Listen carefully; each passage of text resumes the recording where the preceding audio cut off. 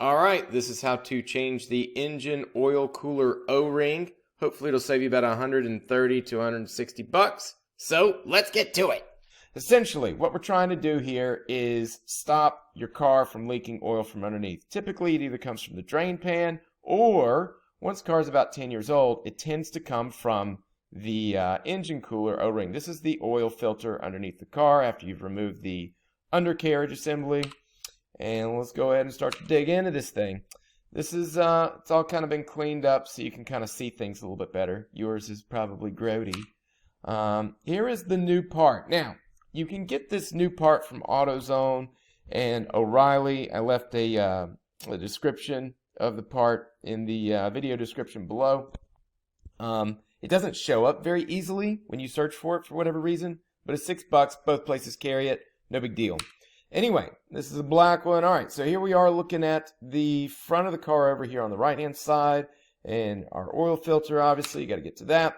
You unscrew it. You put your little drain pan down there to catch this oil that comes out. Unscrew some more. It's done. When this is out, you see these threads? There's a 22 millimeter nut that we have to take off. And that's basically the hardest part of this whole thing almost. You take this off. This is, by the way, your coolant flowing into this. So if you have a coolant leak and it's over here, hey, maybe it's from that hose there. Just replace that. Easy peasy. Anyway, getting a little bit closer here. When I looked underneath the car, instead of it being under the drain pan, which is right there, I noticed little drops over here. If you see the drop over here, you know you got an issue with that O-ring, which typically degrades after about 8 to 10 years from what I've seen from other people having to replace it. You're going to need a 22 millimeter socket. Go ahead and stick that bad boy right on in there and then just start twisting. All right, so you get this thing unscrewed. You can see where it's starting to come out a little bit. And this bolt here is essentially keeping this whole housing attached to the rest of your car. I've got it taken off. It's kind of just hanging there by the stability of this hose there, but it's not heavy. It's not really going anywhere. It's sitting on this bar here too. Anyway, we kind of keep on looking at this thing. I've kind of wiped this thing down to make sure I don't have any grit or weird stuff around. It was all perfectly fine anyway. But all right, so now we're going to take a look at the backside. Now this is the most important part of this video. Notice where this gasket is. It's on the inner part of this ring here. Okay, so you see the metal and then you see the gasket. This is important because other videos on YouTube will tell you to do this wrong. Because I don't know if it's on a different model or if these guys are out of their mind. Maybe they're out of their mind. Hey, we're all doing the best we can, right? I don't want to be an a-hole. But anyway, it goes on the inside. This is the way it was from the factory, and you're going to see me replace it in the incorrect way, and then I'm going to do it correctly. Anyway, there's your drain pan, by the way. If you see a bunch of oil coming from here, hey, you got a drain pan issue, not this guy. All right, let's take a peek. So here I am swapping it out. That was the original, and here's a new one that I'm putting in. And this is with no ring. So you see how you got this little inner part, and then you have the outer part. Don't put it on the outer part. Put it on this little inner ring right here. It'll sit in real nicely. If you're putting it on the outer, you're having to stretch it just a little bit. That's not what you want. There it is on the outside. You don't want this, okay? It's wrong. All right, wrong. And you can also see it kind of gets twisted. You see this is like the edge here. It's hard to kind of get this thing in there and make it all flat. It's just not going to work. Anyway, and if you put it on wrong, you get a little bit of an oil leak. It's not the end of the world. Car's not going to blow up, but, you know, give it a shot. Anyway, here we are. This is the back side of the oil filter housing right there. And again, you can see other little spots where the oil was, where it was dripping. I'd wiped all this down to where I could tell where the oil leak was coming from to begin with. But anyway, this is the front. I'm putting that bolt back on, tightening it back up. And you can, you know, you're supposed to use a torque wrench, right?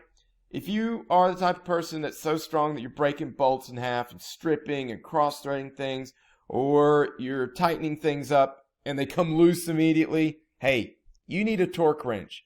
But for the rest of us that like to wing it, God forbid, you need to go ahead and put in 36 foot-pounds on this guy. So there's the oil filter. There's the bolt that we were just looking at. It's got to be 36 foot-pounds. There's the oil filter housing. There's that O-ring that we've put on, and then there's the rest of your car. So that's what that looks like. All right, jumping back over here, we get this thing back on. 22 foot-pounds. Wait, not 22 foot-pounds. What was it? 36.